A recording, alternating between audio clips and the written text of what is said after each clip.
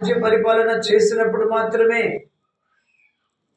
ప్రజలు సూర్యుడున్నంత కాలం, చంద్రుడున్నంత కాలం దేవుని యందు భయభక్తులు కలిగి ఉంటారని మీరు లేఖనాల ద్వారా తెలియజేశారు. సహాయం చేయండి.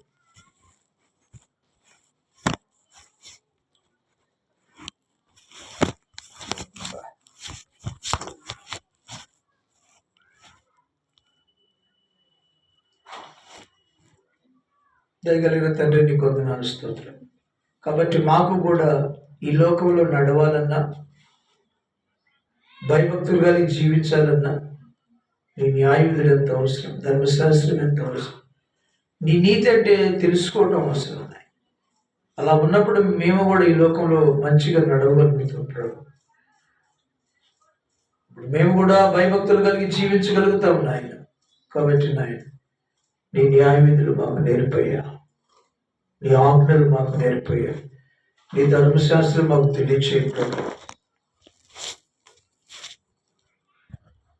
అని ప్రార్థన చేద్దాం.